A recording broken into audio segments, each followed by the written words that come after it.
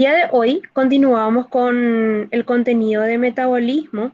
Específicamente vamos a estar hablando de otras dos vías metabólicas de los hidratos de carbono.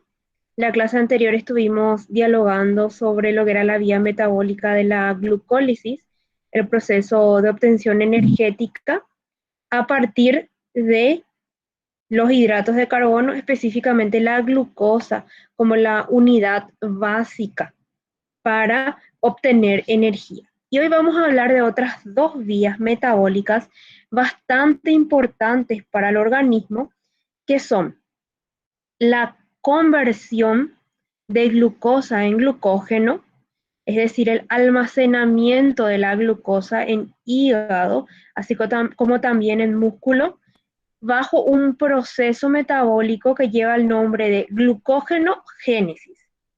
Para que les sea más fácil recordar este nombre, tengamos presente el nombre glucógeno, que es el producto final, más la palabra génesis, que significa origen. Entonces, formación de glucógeno es la glucógenogénesis. Es una biosíntesis de esta molécula, que es una molécula polimérica de glucosas. Y el proceso opuesto a la glucógenogénesis, que es la degradación del glucógeno, el cambio, el paso del glucógeno a glucosa. Cuando el organismo necesita tener glucosa disponible para obtener energía, entonces esta molécula polimérica llamada glucógeno va a ir cediendo diferentes partes para liberar glucosa en un proceso que va a llevar el nombre de glucógeno lisis, que para recordar sería la palabra glucógeno y la palabra lisis, que significa ruptura o separación. Entonces, de estos dos procesos vamos a estar hablando el día de hoy, así como unas importantes enfermedades asociadas al glucógeno. Entonces, vamos a ver el primer proceso, el proceso de la glucógenogénesis o formación del glucógeno. Esta es una vía metabólica de síntesis, es decir, o sea, forma parte del grupo del anabolismo y es muy importante en hígado y en músculos. Pero es un proceso metabólico que requiere energía, o sea, requiere ATP para formar esta molécula del glucógeno a partir de glucosa. Hay básicamente 5 etapas para que se lleve a cabo el proceso de glucogenogénesis. Y siempre es importante identificar el paso de un proceso a otro, sabiendo cuál es la molécula de inicio, cuál es la molécula de fin y cuál es la enzima que colabora para que se dé ese cambio. Entonces, cuando estamos hablando de glucogenogénesis, la primera molécula de la cual vamos a partir es la glucosa. Como estuvimos dialogando en la clase pasada, para que la glucosa forme parte de cualquier vía metabólica, sea glucogenogénesis, sea glucólisis, necesita ser activada en un proceso que se llama fosforilación de la glucosa, que es cuando va a cambiar mi glucosa, mi molécula de inicio llamada glucosa, que va a activarse en presencia del ATP, o sea, vamos a utilizar ATP para formar el compuesto que se llama glucosa 6-fosfato. Esa es la primera fase o el primer momento que forma parte de todas las vías metabólicas y de esta también. Una vez que se formó la glucosa 6-fosfato, para ir a originar el glucógeno, tiene que cambiar esta glucosa 6-fosfato y va a tener que sufrir una isomería, un proceso de isomería. Entonces, la glucosa 6-fosfato va a ser asistida por la enzima llamada fosfoglucomutasa, que sería la que cataliza esa propiedad de mutación de la glucosa 6-fosfato y va a favorecer que se transfiera el grupo fosfato del carbono 6 presente en la glucosa 6-fosfato al carbono 1. Entonces, en este segundo proceso, que es el que estamos viendo aquí abajo, se va a formar glucosa 1-fosfato a partir de glucosa 6-fosfato por asistencia de la fosfoglucomutasa. Ahí viene una acción muy importante al momento de producir la síntesis biológica del glucógeno. Va a entrar en juego en esta tercera etapa un nucleótido muy particular que forma parte de esta vía metabólica, que es el UTP. El UTP o uridina trifosfato es un nucleótido que se encuentra presente en el organismo y contribuye a la vía metabólica de formación de glucógeno. Y se va a dar un tercer paso al que le vamos a llamar activación de la glucosa. No es lo mismo que lo que vemos cuando se da la fosforilación. ¿Qué va a pasar aquí? Ya tengo glucosa 1-fosfato, es decir, ya tengo una glucosa en presencia de fosfato, carbono 1. Se va a combinar con este nucleótido llamado UTP para formar lo que se conoce como una glucosa activada llamada uridina difosfatoglucosa. Se va a unir el nucleótido UDP a la glucosa y en ese proceso se va a liberar fosfato inorgánico, que luego este fosfato inorgánico va a ser hidrolizado a ortofosfato por una enzima que se llama pirofosfatasa. Pero eso es, digamos, una acción secundaria.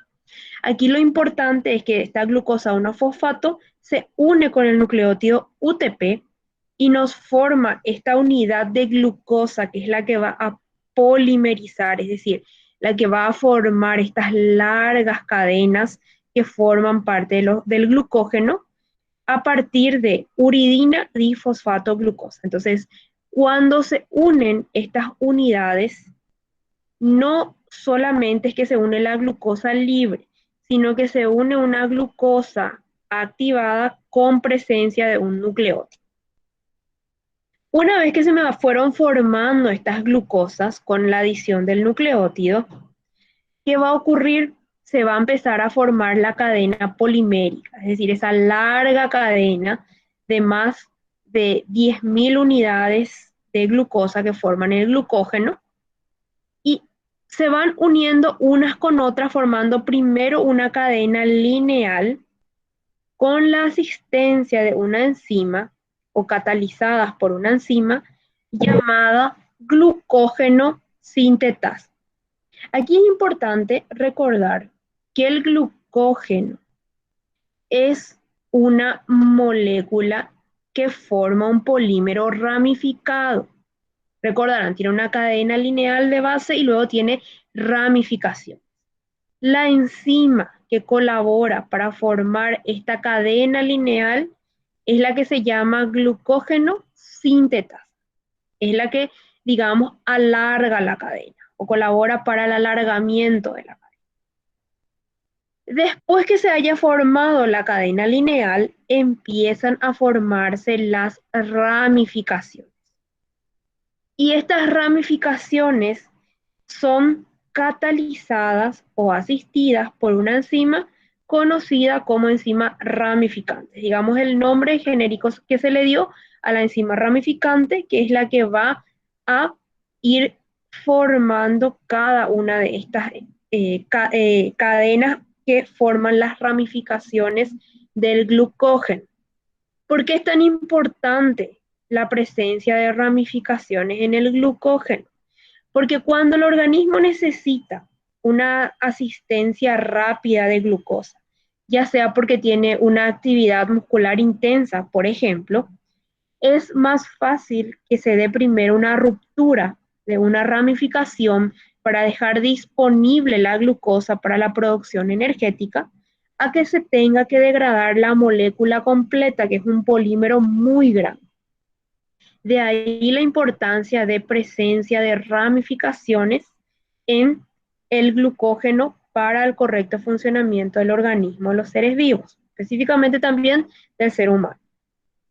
Y para favorecer la formación de glucógeno, que como vimos también cuando empezamos a hablar de metabolismo de hidratos de carbono, nosotros estamos constantemente recibiendo aporte a partir de la dieta de glucosa. Cuando hay un cierto nivel de glucosa en la sangre, la información que tiene nuestro cuerpo es empezar a generar glucógeno, empezar a crear a partir de la glucosa que yo le estoy suministrando a mi organismo una fuente de reserva que se llama glucógeno.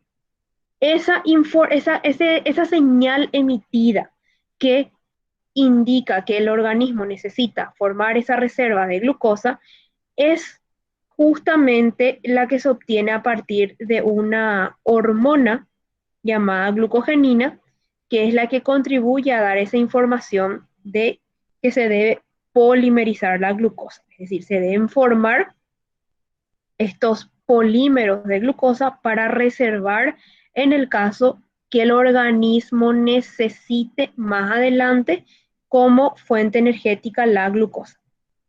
Entonces, este es el proceso o la vía metabólica, cómo se va a formar mi glucógeno, mi fuente de reserva.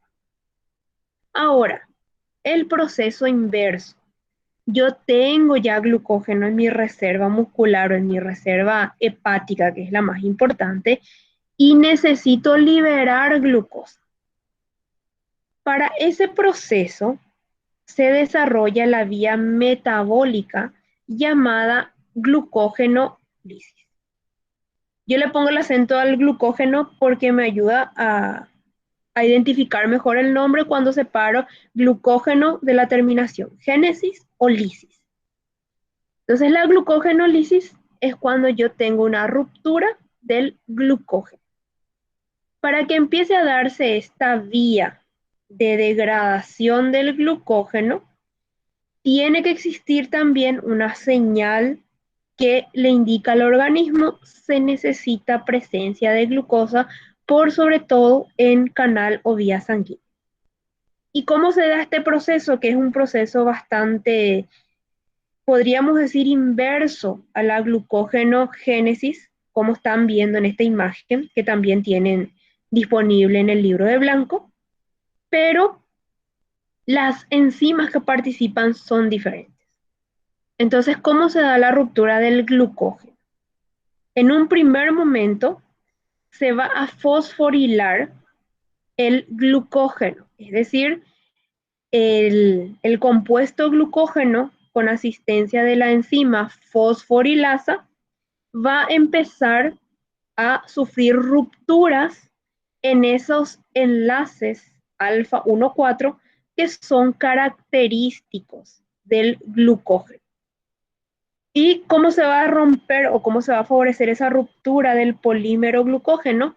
Adicionando o introduciendo el grupo fosfato en el carbono 1 de las glucosas para originar moléculas libres de glucosa 1-fosfato. Entonces, ese es el primer paso, ir favoreciendo esas rupturas de la molécula del glucógeno. ¿De dónde obtiene el fosfato el entorno para poder favorecer la ruptura del glucógeno? Y justamente del medio? En el medio normalmente existe en todo lo que es el sistema hepático, en todo lo que son los hepatocitos, las células hepáticas, está disponible el fosfato para formar parte de esta vía metabólica. Una vez que se dio esta separación de los enlaces alfa 1,4, empiezan las rupturas de uniones glucosídicas a nivel enlace alfa 1,6 y esto es catalizada por la enzima desramificante. Así como teníamos la enzima ramificante para formar glucógeno, tenemos la desramificante para favorecer la liberación de glucosa. Es como que en uno fuimos adicionando y en el otro vamos a ir separando. Son dos enzimas distintas. En uno forma la cadena y en el otro rompe la cadena. En una tercera fase, cuando yo ya tengo liberadas las glucosas 1-fosfato, nuevamente va a entrar a trabajar la enzima fosfoglucomutasa que habíamos visto al inicio de la glucogenogénesis para cambiar ese compuesto glucosa 1-fosfato en glucosa 6-fosfato.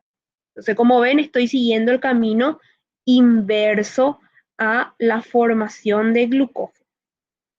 Y ya una vez que tengo glucosa 6-fosfato, se va a dar una hidrólisis, es decir, se va a adicionar agua a la molécula glucosa 6-fosfato por acción de una enzima que se llama glucosa 6-fosfatasa y va a extraer el grupo fosfato de la glucosa 6-fosfato y va a quedar la glucosa libre para que pueda entrar a la vía metabólica de la glucosa.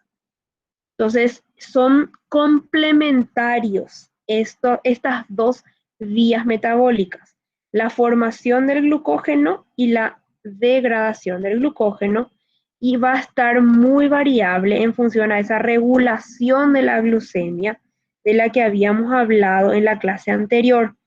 Entonces, de acuerdo a la necesidad de glucosa que tiene un determinado organismo, se va a favorecer o la vía metabólica de la glucogenogénesis o la vía metabólica de la glucogenólisis.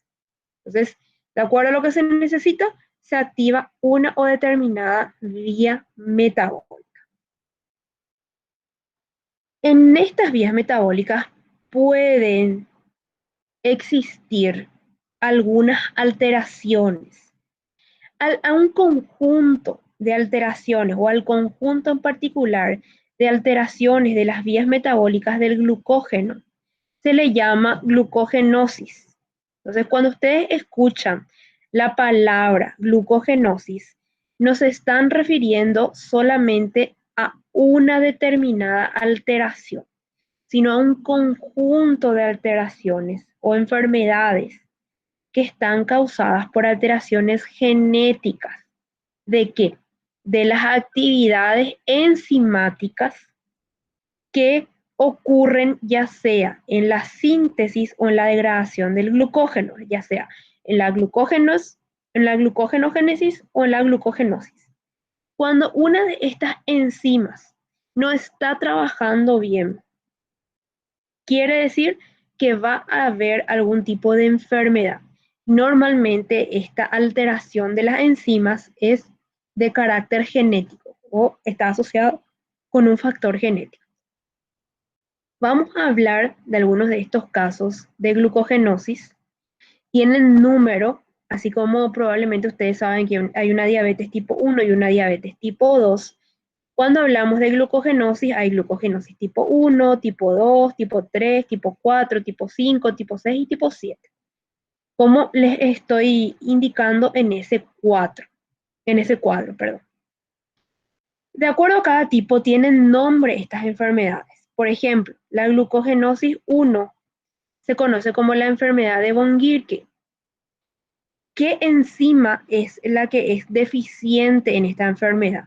La glucosa 6-fosfatasa, es decir, aquella enzima que colaboraba en el proceso justamente de, acá, en el proceso de convertir la glucosa 6-fosfato en glucosa de carácter libre, es decir, en ese proceso de dejar libre la glucosa para que pueda ser utilizada en el medio. Cuando esta enzima sufre una deficiencia, ¿qué ocurre? Se acumula el glucógeno en el hígado y en el riñón y se tienen episodios de hipoglucemia, es decir, bajos niveles de de glucosa en sangre. ¿Por qué? Porque como está deficiente esta enzima, no se puede liberar la glucosa del glucógeno, es decir, no se puede liberar la glucosa almacenada, porque esta enzima tiene una alteración. Ese es un tipo de glucogenosis.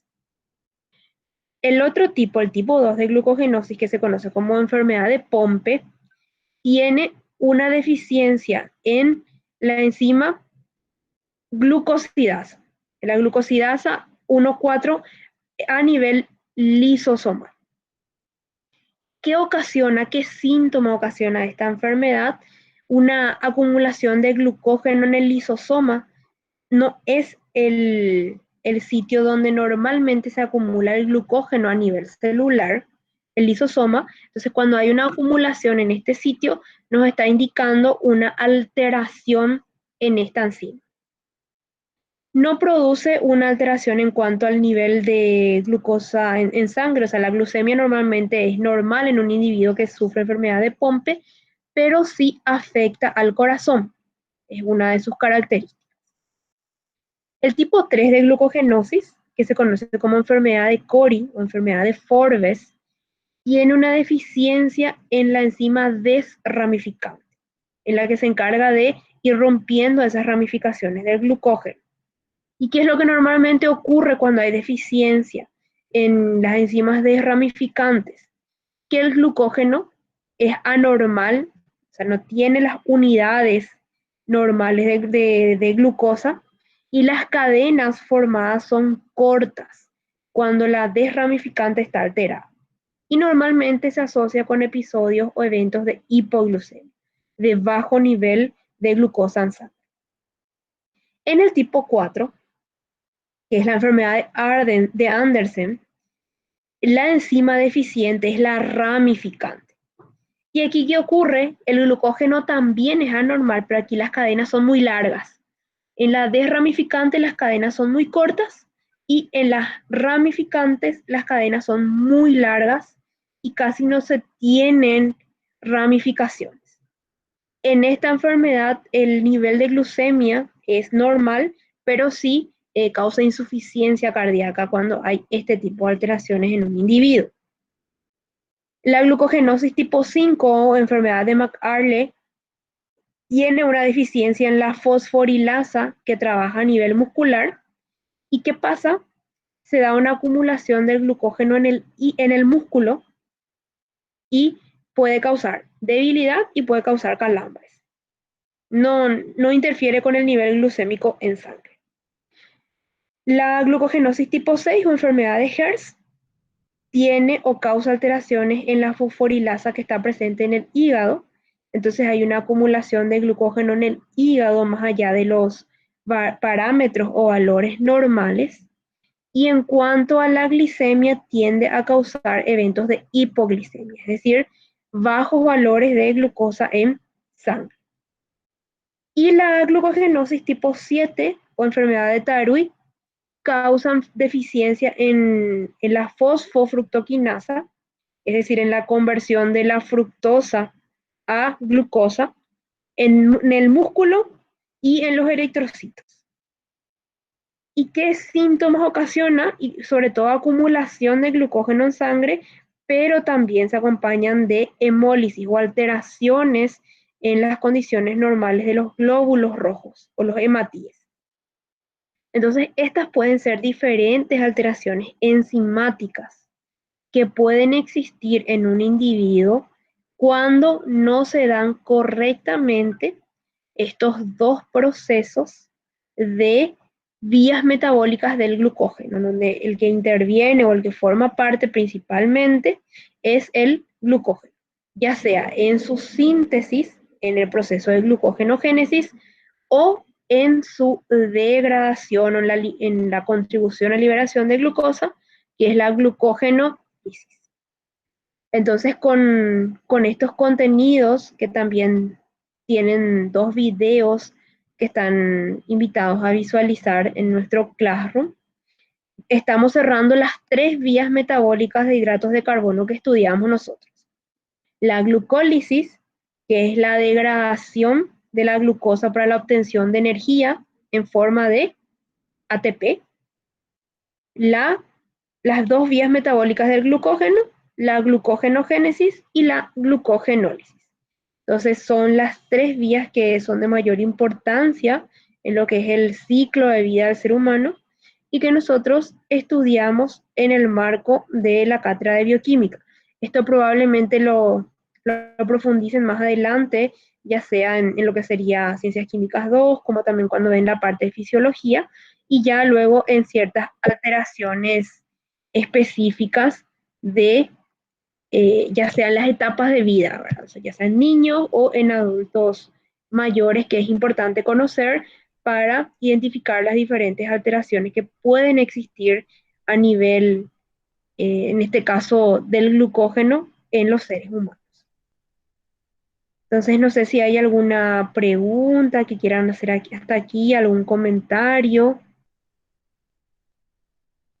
Ninguno, profe. Profe, ¿cómo lo que puede hacer tan resumido y tan bien tu clase? Alguna docente 1 hora y media, eso está muy, todavía no enseña todo. Lo que pasa es que si yo no les hago resumido, se me van a cansar y se me van a perder. Entonces, quiero así, siempre yo les invito a que después lean también el libro. Pero les quiero así, cuando yo les hablo, así que hacerles bien puntual para que justamente no se me distraigan, porque yo sé muchas veces que con todo lo que tenemos alrededor, como que cuesta fijar la atención, ¿verdad? Porque algunos seguro están en su casa o en un tiempito si están trabajando, entonces aprovechando al máximo también el tiempo que tenemos juntos, ¿verdad? Y siempre decirles que es importante complementar lo que nosotros hablamos, dialogamos con la lectura o volviendo a ver nuestro videíto y que eso de a poco va a reforzar y va a ir centrando todo lo que estuvimos hablando, ¿verdad? Porque todo esto tiene que servir de base para lo que más adelante ustedes van a llevar y van a ejecutar en la profesión. O sea, todo esto tiene que servirle. Entonces, si ustedes el día de mañana escuchan, esta persona tiene la enfermedad de Cori, no les tiene que sonar a algo tipo, ay, es algo súper raro, no, sino que es una alteración, una alteración de la de la vía metabólica de los hidratos de carbono. Tal vez no recuerden todos los detalles, pero ya van a conocer el nombre. Y eso es importante, porque el enfermero o la enfermera tiene que tener ese conocimiento también para acompañarle al paciente y para acompañar todos los procesos de enfermería. Entonces, es importante ir teniendo e ir construyendo este aprendizaje. Ahora lo tenemos en un nivel bastante básico, están en el primer semestre, pero todo esto va a ir creciendo con el paso del tiempo, ¿verdad? Con el paso que ustedes vayan de un semestre a otro. Y de ahí la importancia de ir aprendiendo de a poco. Y eso va de aquí cuando terminen. Ya por el octavo semestre ya van a ser expertos en todo, ¿verdad? Y cuando egresen, ya después voy a tener el gusto de encontrarles alguna vez en un hospital y sé que les va a ir muy bien.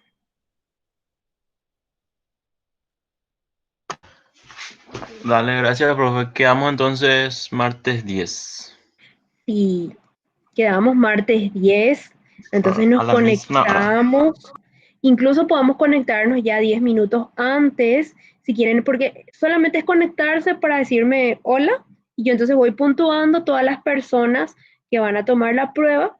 A la una ya se habilita el formulario y ahí ustedes van a completar su formulario. Cuando ustedes le dan a enviar y le va a llegar un correo a sus cuentas y les va a indicar las respuestas correctas, así como la puntuación que tuvieron del examen. Eso es automático. Entonces, Gracias, profe, ya se profe. da por Profe, terminada la ¿será que clase, puedes ¿verdad, profe? habilitar también la opción de que nos llegue el formulario que completamos o eso no permite la facultad? Es, el formulario creo que no hay una opción de enviar, porque yo habilité que a La ustedes les llegue una profe, copia. ah, Pero, por ejemplo, cuando uno rinde todo en tu materia la profe de específicamente, por simulación solía ejemplo, hacer que nos llegue una copia. Bueno, entonces quiere decir que no estaba nomás habilitado la vez pasada. Sí, sin problema. Yo no tengo ningún inconveniente, les puede llegar. Roberto, te escucho así demasiado bajo. Escucho tu voz, o identifico tu tono de voz, pero no te entiendo porque te escucho lejos. no te decía nomás que, por ejemplo, la vez pasada, ¿me escuchás bien ahora? Apenita te estoy escuchando. No, era lo mismo que Ciclene te dijo, que a nosotros nos llegó la copia del examen que tuvimos contigo en la primera parcial.